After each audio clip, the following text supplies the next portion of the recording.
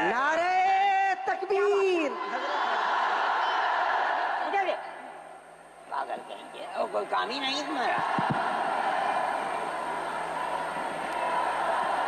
بسم اللہ الرحمن الرحیم. الحمد للہ نحمده ونستعینه ونستغفره ونؤمن به ونتوکل علیہ ونعوذ باللہ من شرور انفسنا ومن سیئات اعمالنا من يهده الله فلا مضل له ومن يضلله فلا هادي له ونشهد أن لا إله إلا الله وحده لا شريك له ونشهد أن سيدنا ومولانا محمدا عبده ورسوله. اما بعد، مسلم پرسنل لا بورڈ کے صدر محترم نائیڈو صاحب کے نائب صدر اور ہمارے مہدی صاحب، دوسرے حضرات جو یہاں بیٹھے ہوئے ہیں، اور یہ جمع غفیر لاکھوں آدمی جو آئے ہیں جمعیت علماء کی دعوت پر، میں جمعیت علماء کے ان ورکرز اور آئے ہوئے مہمانوں کا دل کی گہرائیوں سے شکریہ ادا کرتا ہوں. جن لوگوں نے جمعیت علماء ہند کی دعوت پر اپنے احباب کو جمع کیا اور اپنے خرچ سے جمعیت علماء کا ایک پیسہ کیا پھوکی کوڑی بھی نہیں لگی، آپ ہی لوگ کروڑوں روپیہ خرچ کر کے اپنی بسوں کا خود ہی انتظام کر کے یہاں تشریف لائے دعوت پر اور آ کر بیٹھے. جمعیت علماء ہند کے خدام کے دل میں اس کی بڑی قدر ہے. اللہ آپ حضرات کو اس کا بہتر بدلہ عطا فرمائے. میرے محترم بزرگوں، آج ہی کا مسئلہ یہ نہیں ہے. جمعیت علماء ہند کی ایک تاریخ ہے، اور ایسی تاریخ ہے اپنے اس ملک کے لیے جو کسی دوسری ہندو مسلم پارٹی کے پاس نہیں ہے.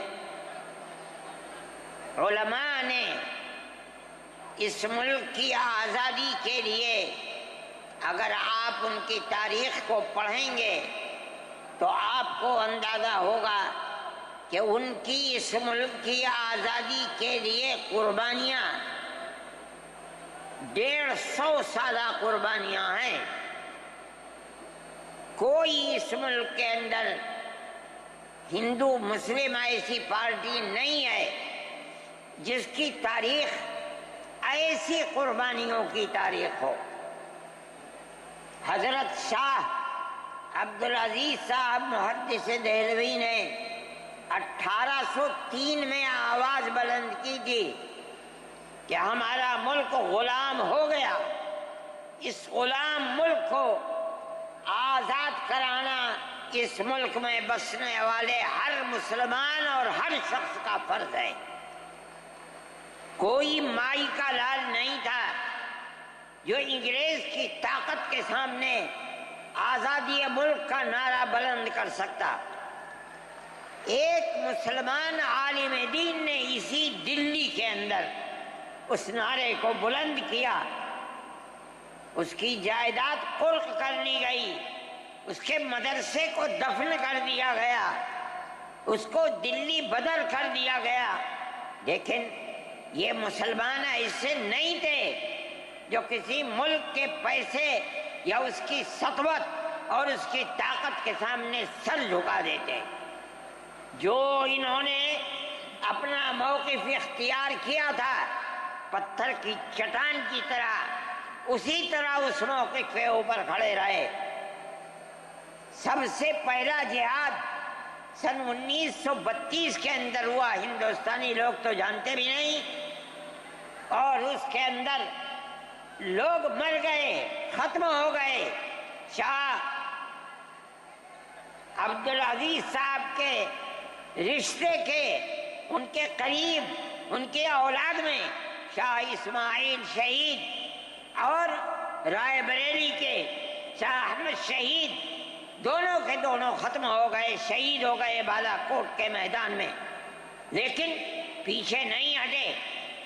وہ لوگ جو بچ کر آئے تھے سن 1857 میں پھر جہاد کر لیا، اور اس کے اندر صرف اسی دلی کے اندر 33,000 مسلمان شہید کیے گئے، اور لال قلعے سے لے کر جامع مسجد تک درختوں کے اوپر ان کی لاشوں کو لٹکا دیا گیا.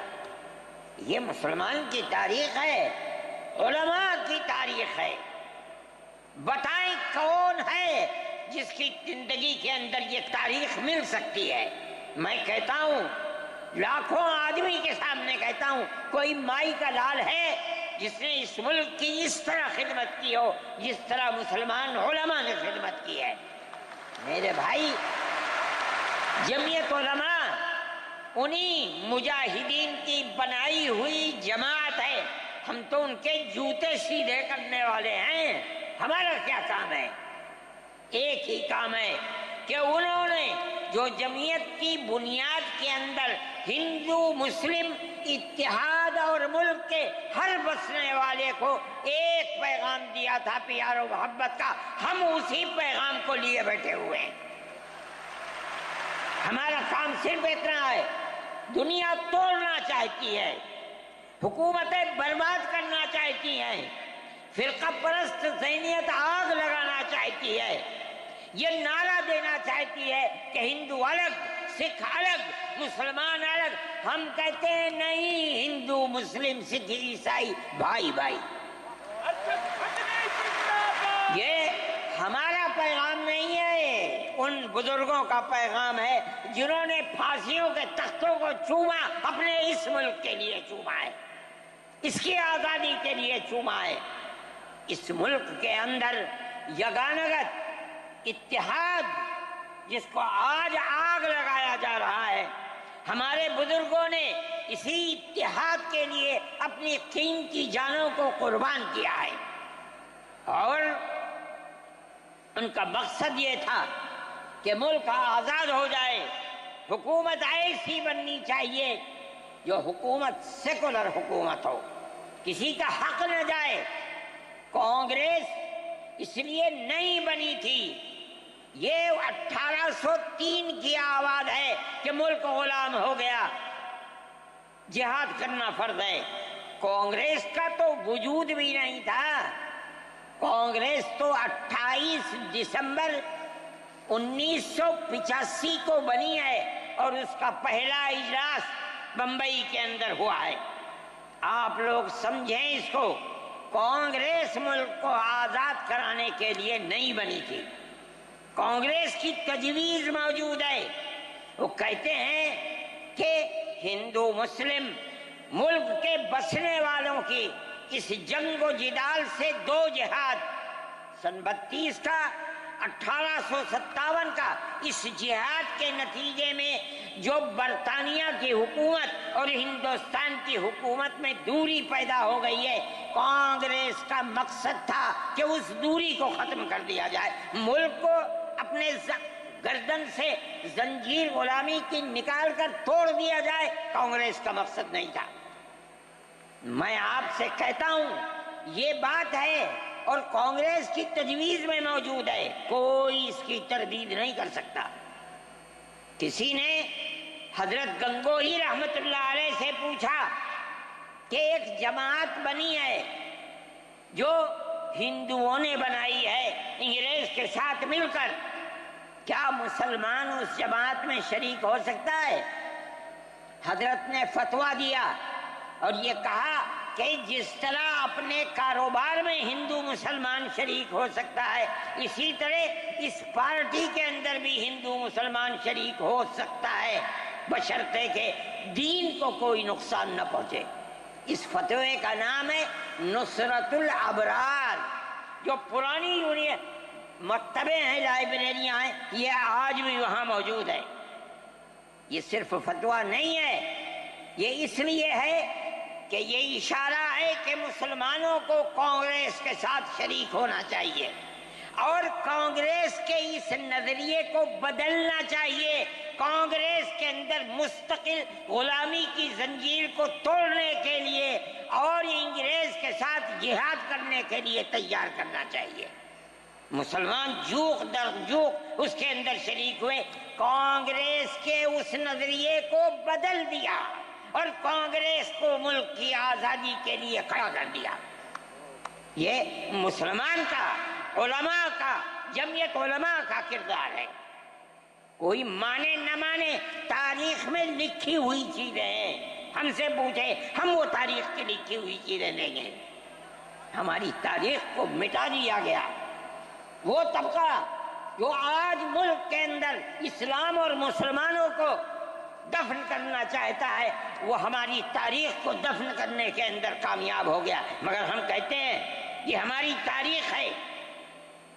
میرے بھائی، ملک اسی طرح چلتا رہا، جیسے جیسے آزادی قریب آتی رہی، جمعیت علماء ہند وہ تنہا ایک جماعت تھی جو برابر موتی لال نہرو، جواہر لال نہرو، گاندھی جی سے یہ بات کہتی رہی کہ ہمیں ضمانت دو، ہم 143 سال ہیں ہماری زندگی، جہاد کی زندگی، ہمیں یہ ضمانت دو کہ ملک آزاد ہوگا تو اس کا کردار سیکولر کردار ہوگا، دستور سیکولر دستور ہوگا، جس کے اندر ہندو، مسلمان، سکھ، پارسی، عیسائی ہر ایک کو اپنے مذہب کے ساتھ جینے کا حق ہوگا اور حکومت کا کوئی مذہب نہیں ہوگا۔ ہمارے پاس تجویزیں موجود ہیں، برابر ہمیں مفتی کفایت اللہ صاحب جو جمعیت علماء کے اس وقت صدر تھے، نام لے کر ان کے پاس موتی لال نہرو، گاندھی جی، یہ لوگ اپنی ورکنگ کمیٹیوں کی تجاویز بھیجتے ہیں، مفتی صاحب کرم فرما، مفتی صاحب یہ ہے کہ ہمارا ملک جب آزاد ہوگا ہم گارنٹی دیتے ہیں کہ ملک سیکولر ملک ہوگا۔ اس کا کیا مطلب ہے؟ ہمارا کردار، ہمارا مذہب، ہمارا وقت، ہر چیز آزاد رہے گا، مسلمان جس طرح چاہے گا اپنی زندگی گزارے گا، اپنے مذہب کو سینے سے لگا کر زندگی گزارے گا۔ میں یہ بات صرف ہوائی نہیں کہہ رہا ہوں، آپ غور سے اس تحریر کا ایک ایک لفظ سنیں۔ ہری پور ضلع سورت کا اجلاس عام جو 19، 20، 21 فروری 1938 میں، 47 میں ملک آزاد ہوا، یہ اجلاس 1938 میں، اس سے بھی 9 سال پہلے، یعنی آج کے مقابلے میں 80 سال پہلے یہ اجلاس ہوا تھا۔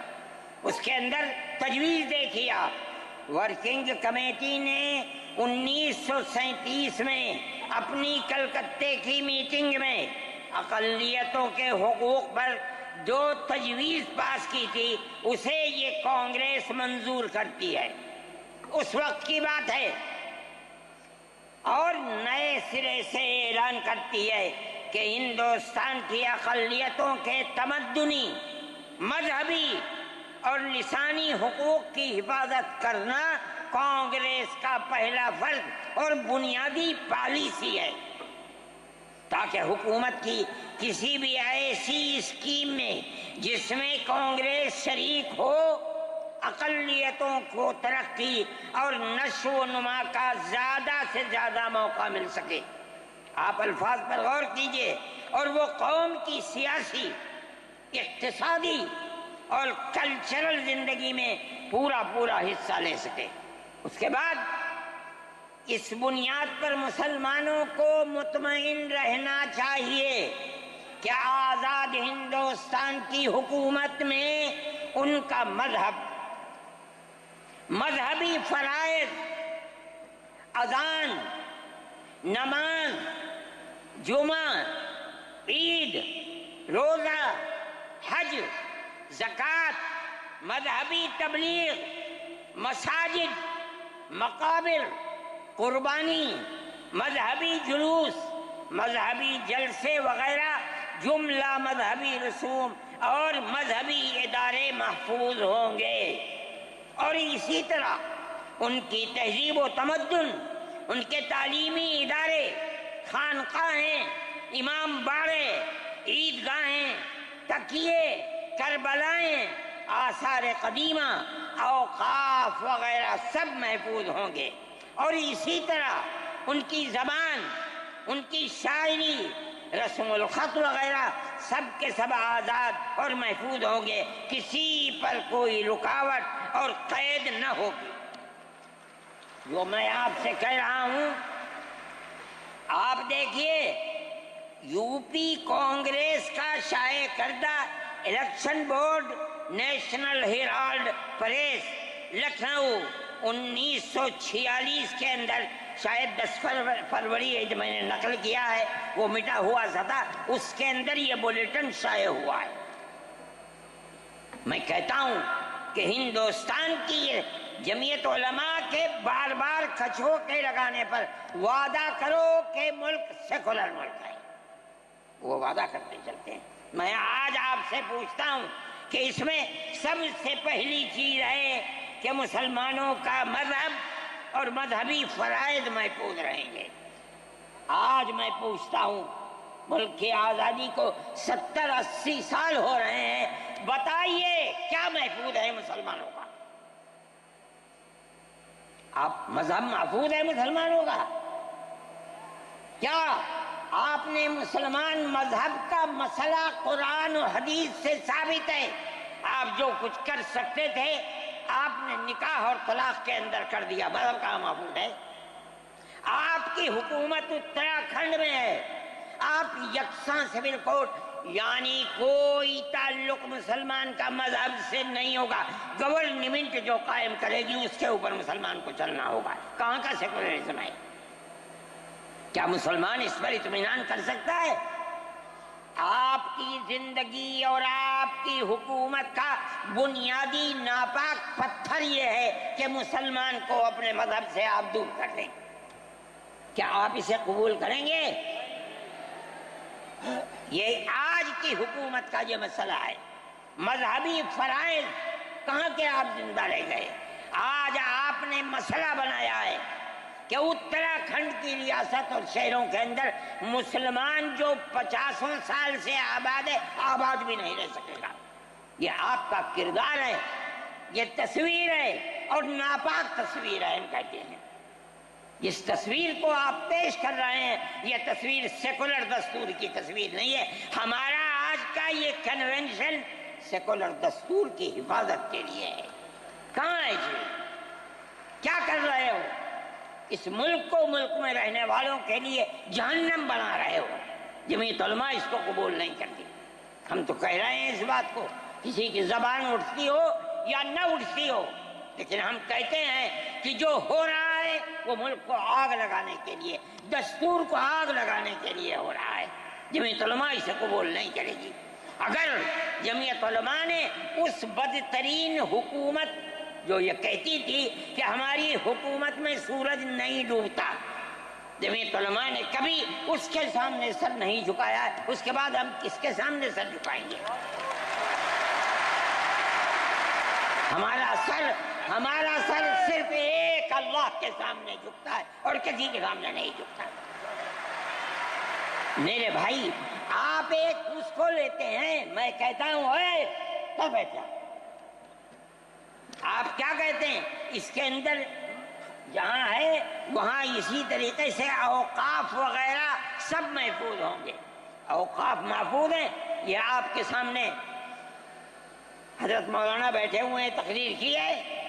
اوقاف کو ہڑپنا چاہتے ہیں، ہماری مسجدیں اسی دلی کے اندر 400 500 سال کی مسجدیں ہیں، جس میں جمعیت علماء کا دفتر بنا ہوا ہے، عبد النبی اکبر کے زمانے کی مسجد ہے، اور کتنی مسجدیں ہیں جن کے پاس اوقاف، اللہ اکبر، لاکھوں کروڑ کے اوقاف ہیں۔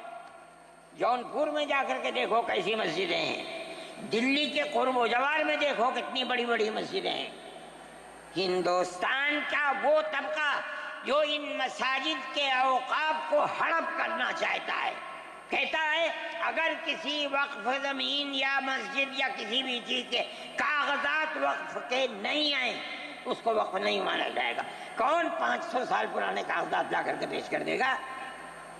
قانون یہ تھا کہ جو مسجد بنی ہے، جو وقف پر بنتی ہے، وہ وقف ہے۔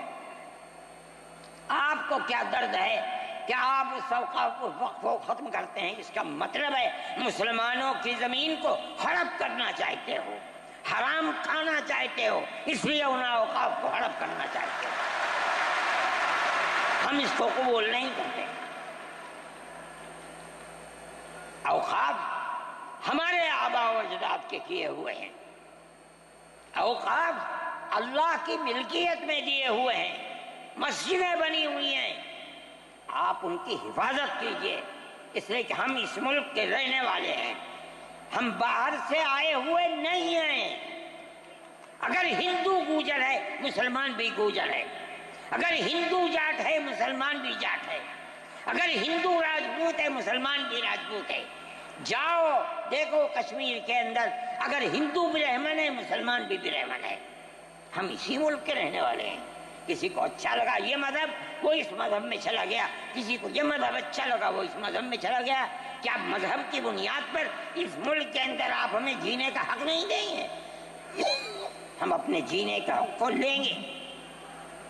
آپ نے جس سیاست کو اختیار کیا، آپ 2 الیکشن پہلے دیکھیے کس قوت کے ساتھ بی جے پی آئی تھی۔ آپ نے جس پالیسی کو اختیار کیا، سیکولرزم کو آگ لگانی چاہیے، اس کا نتیجہ اس الیکشن میں کیا ہوا؟ بی جے پی ہار گئی۔